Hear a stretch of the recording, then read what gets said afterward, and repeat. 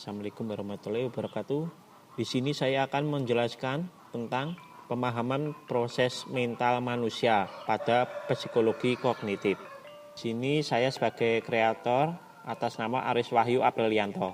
NIM 231900117. Pengantar. Isi materi. Psikologi kognitif adalah cabang ilmu psikologi yang fokus pada proses mental, seperti berpikir, mengingat, memahami, dan memecahkan masalah. Tujuan mempelajari psikologi kognitif adalah memahami bagaimana manusia memproses informasi untuk menghasilkan perilaku. Contoh, bagaimana otak memproses informasi saat membaca buku atau memecahkan teka-teki. Pada bagian ini disampaikan bahwa psikologi kognitif berhubungan dengan cara kerja pikiran manusia, termasuk bagaimana informasi diterima, diolah, dan digunakan dalam kehidupan sehari-hari. Definisi psikologi kognitif. Yang pertama, definisi psikologi kognitif mempelajari proses internal yang melibatkan penerimaan, pemrosesan, penyimpanan, dan penggunaan informasi. Yang kedua, fokus utama, persepsi, atensi, memori, bahasa, pemecahan masalah, dan pengambilan keputusan. Penjelasan.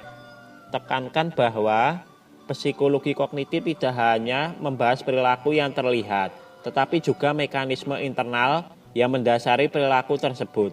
Contoh sederhana adalah bagaimana kita mengingat nomor telepon atau fokus pada pelajaran di tengah gangguan. Ruang lingkup psikologi kognitif. Isi materi. Yang pertama, persepsi. Bagaimana manusia menangkap informasi dari lingkungan melalui panca indera. Contoh, mengenali wajah atau membaca tulisan. Yang kedua, atensi. Proses memilah informasi yang relevan di tengah berbagai rangsangan. Contoh, fokus pada suara dosen di kelas meskipun ada suara bising di luar. Yang ketiga, memori. Jenis-jenis memori. Memori sensorik ialah informasi yang tersimpan beberapa detik. Memori jangka pendek ialah informasi sementara untuk penggunaan langsung. Memori jangka panjang ialah penyimpanan informasi untuk waktu lama. Bahasa. Prosesan memahami dan memproduksi bahasa lisan maupun tulisan. Contoh, membaca dan menulis teks dalam bahasa tertentu. 5. Pemecah masalah dan pengambilan keputusan. Strategi untuk menyelesaikan masalah dan memilih solusi terbaik. Contoh, memilih jalur tercepat untuk sampai ke tempat tujuan. Pada bagian ini, ruang lingkup ini menjelaskan berbagai aspek yang dipelajari dalam psikologi kognitif, mencakup dari bagaimana kita memahami dunia sekitar hingga bagaimana kita mengambil keputusan. Teori-teori utama psikologi kognitif. Isi materi. Yang pertama, teori pemrosesan informasi. Otak manusia diibaratkan seperti komputer yang memproses informasi melalui tahapan input, processing, dan output. Contoh, memahami dan menjawab pertanyaan ujian. Yang kedua, teori skema. Skema adalah kerangka pengetahuan yang membantu memahami dan memprediksi informasi baru. Contoh, membayangkan bentuk rumah saat mendengar kata rumah. Yang ketiga, teori belajar kognitif. Menjelaskan bagaimana proses mental dan pengalaman mempengaruhi pembelajaran. Contoh, menghubungkan informasi baru dengan pengetahuan yang sudah dimiliki.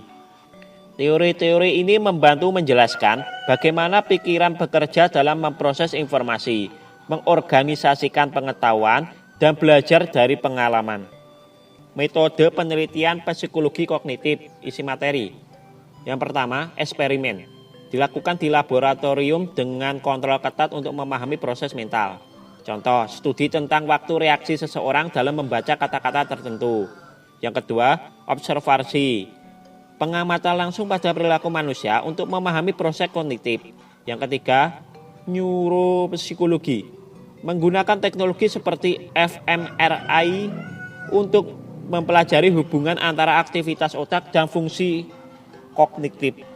Penjelasan. Metode penelitian ini memungkinkan psikologi memahami mekanisme mental dengan menggunakan pendekatan ilmiah yang terukur dan teruji. Aplikasi psikologi kognitif isi materi. Yang pertama, pendidikan. Membantu menciptakan strategi pembelajaran yang efektif seperti spaced repetition. Yang kedua, teknologi. Mendesain antarmuka penggunaan UI UX yang intuitif dan mudah digunakan. Yang ketiga, kesehatan mental. Terapi kognitif perilaku untuk mengatasi gangguan seperti depresi atau kecemasan. Yang keempat, kecerdasan buatan atau AI.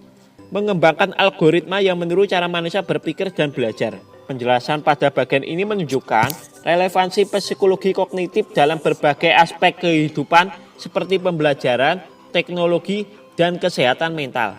Kesimpulan, psikologi kognitif adalah bagaimana manusia berpikir, mengingat, memahami, dan memecahkan masalah. Berbagai proses mental seperti persepsi, atensi, dan memori berkontribusi pada perilaku sehari-hari. Aplikasi psikologi kognitif sangat luas, mencakup pendidikan teknologi, kesehatan mental, dan pengembangan AI.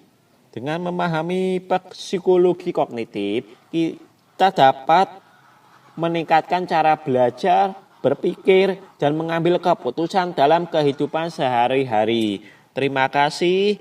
Demikian penjelasan materi tentang psikologi kognitif dari saya.